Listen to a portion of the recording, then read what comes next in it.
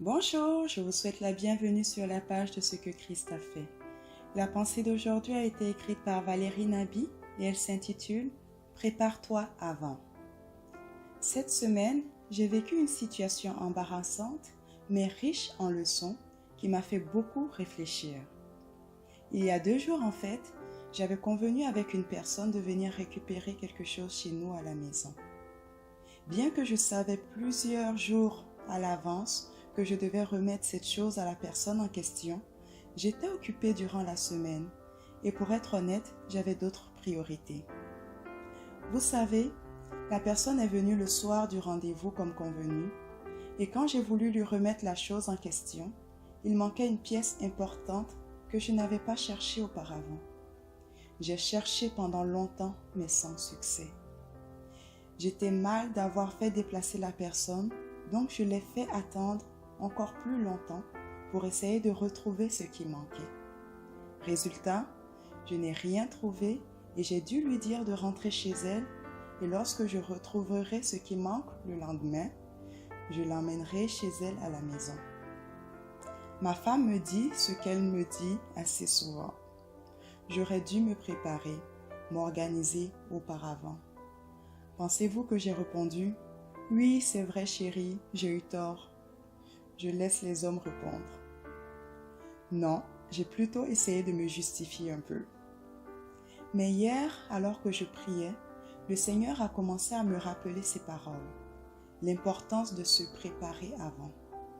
Vous vous imaginez combien nous vivons aujourd'hui sans la pensée que le retour de Christ est imminent et qu'il peut venir à n'importe quel moment. Se préparer pour sa venue est-il encore un sujet d'actualité? Dans Amos 4, verset 12, Dieu parle à Israël et lui dit « Prépare-toi à la rencontre de ton Dieu ». Et par l'histoire des 5 vierges sages et des 5 vierges folles dans Matthieu 25, Jésus nous parle de l'importance de se préparer. Les 10 attendaient la venue de l'époux. Notez qu'elles étaient toutes vierges. Elles s'étaient gardées, préservées. Mais 5 d'entre elles s'étaient préparées, les autres ne l'étaient pas. Quand on cria au milieu de la nuit, « Voici l'époux », elles se levèrent toutes, mais les 5 folles manquèrent d'huile et durent aller en chercher. Et quand elles revinrent, la porte des noces était fermée. Et vous savez ce que l'époux leur dit? « Je ne vous ai jamais connu. » Waouh! En essence, il leur dit, « Vous ne vous êtes pas préparés, alors vous êtes disqualifiés. » Vous savez qu'il en sera de même au retour du Seigneur. Quand la trompette sonnera, ce ne sera plus le moment de nous préparer. Ceux qui seront prêts seront pris et les autres laissés. Jésus ne pourra pas attendre comme la personne que j'ai fait attendre pour rien.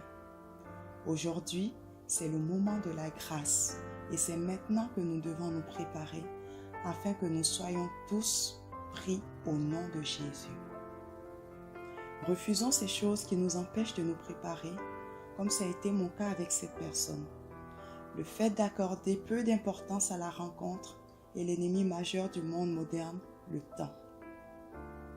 Puisse le Saint-Esprit nous éclairer et nous faire prendre conscience de notre état et nous préparer pour l'avènement de notre Seigneur et Sauveur Jésus-Christ.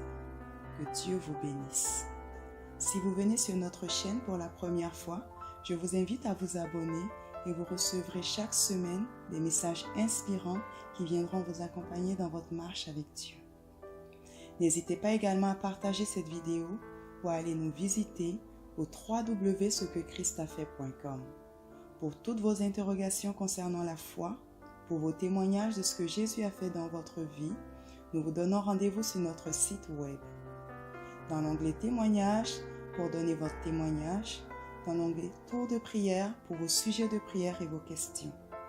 Aussi, n'hésitez pas à liker notre page Facebook Ce que Christ a fait pour moi et à la partager avec vos amis et votre famille. Merci et à la semaine prochaine pour une nouvelle vidéo. Que Dieu vous bénisse.